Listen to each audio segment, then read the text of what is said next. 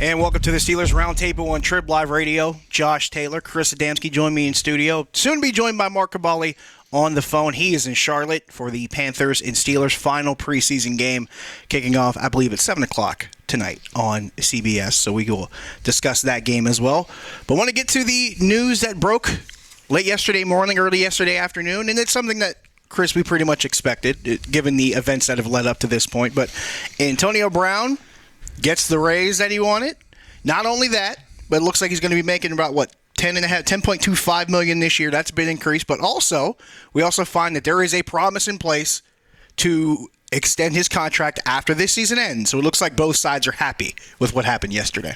Yeah, I don't think the second part of it, that's generally speaking, the Steelers.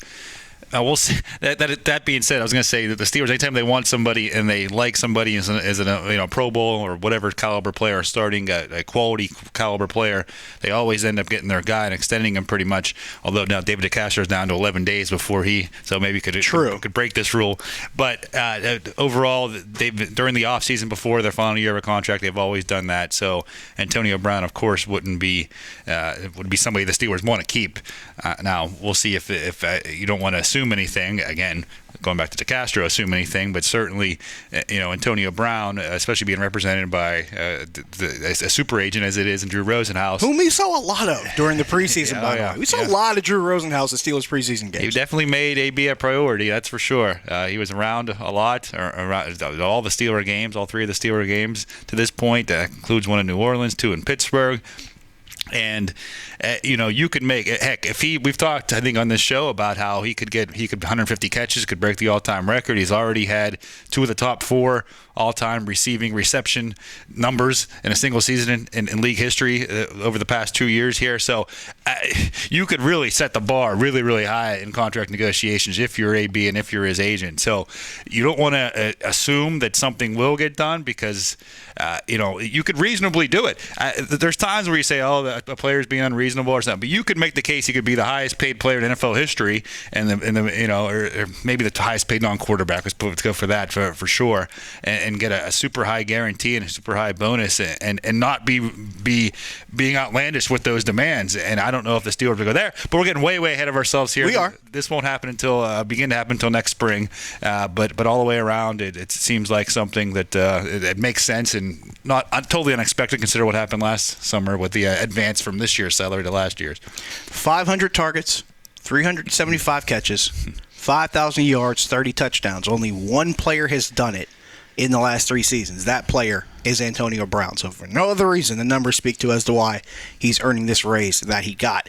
You mentioned David DeCastro, and you said 11 days till they can figure this out before the season starts. Is there any likelihood this does not get done?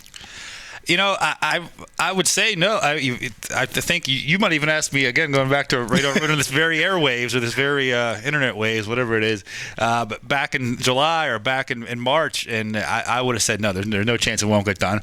But I never would have dreamed it would have got to this point or in September. So obviously, hasn't been as smooth and as simple as a lot of people thought for whatever reason.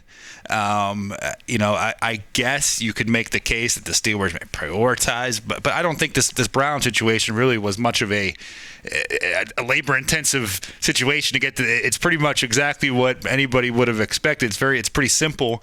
It wasn't like you had to sit there and crunch the numbers and go through and be creative with a back and forth negotiation. It's pretty much a $2 million raise from what it was supposed to be this year, the same as they did last year, moving it from there. So I don't think that would prevent them from talking to David DeCastro's representation. So I would still be very surprised if it's not done. However, the fact that it's gotten to September 1st and it's not done does leave a little bit of doubt there that maybe for some reason it won't.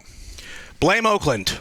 That's the tag I'm using to it. Blame Oakland. Kelechi Osemele, that is the contract that really raised the bar as far as what NFL guards get paid, and that's what David DeCastro, I imagine that's what he wants to be in that realm of as far as the highest paid guards in the league. I believe David DeCastro is a better guard than Kelechi Osemele. That's just my personal opinion, but I'm sure a lot of people would agree. But this is something that we'll be paying attention to. Like Chris said, we have about a week and a half before the season opener in Washington, and you imagine that David DeCastro will have a new contract in hand by then, but I guess we'll just have to wait and see.